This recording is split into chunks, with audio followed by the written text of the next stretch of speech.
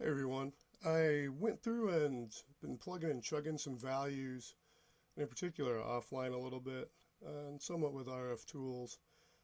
Originally, RF tools, if I recall correctly, had a passband ripple by default of 0.1, and I had changed to 0.05, and when I had opened up Elsie, somehow by default, when I went to design the Chebyshev filter, I noticed the schematic looked a little different, and I was wondering what the difference is, and I happened to notice when I was reviewing the schematic differences, the passband ripple. Keep in mind there's a limit with the order, where 7th order is a max with Elsie. However, for offline designing of filters, Elsie is a great tool, and if I understand correctly, with the Pro version, that order limit is different, and I assume there's some other functionality that is added. I have to read into to verify, but you can take a look and read into the differences also.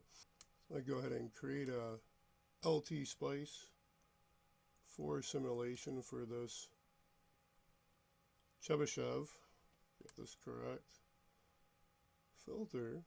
I'll start off with a schematic. We're going to go ahead and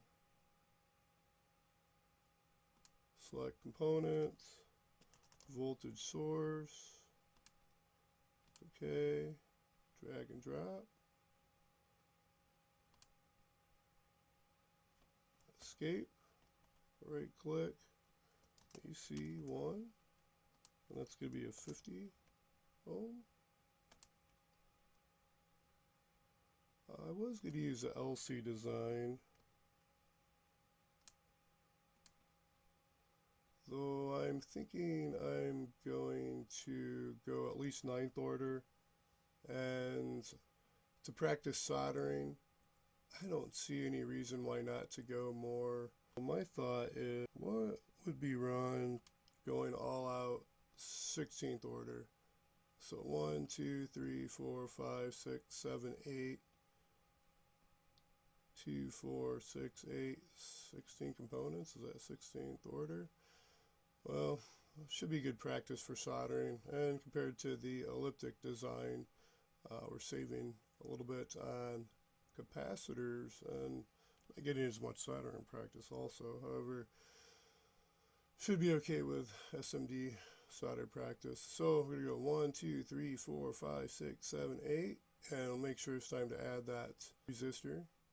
Okay, so the magic of video editing, have all the inductors and the capacitors laid out, and I need to add 2 more wiring sections. Just want to make sure I have all the components. Next, I'll go select wire.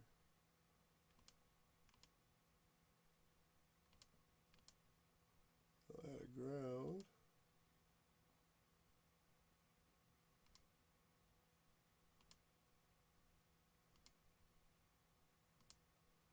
We're going to add a output.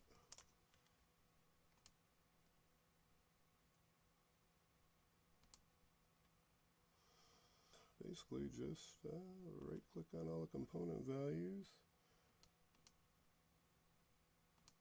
Let's go ahead and use from rftools.com. Oh, typo here, so glad I double checked. That is 1930. Very good. So all the values, check out. Looks like all the connections are good. Go ahead and simulate. Actually, where are we at here? Go ahead and run. We're going to do an AC analysis. I'll go ahead and just do decade.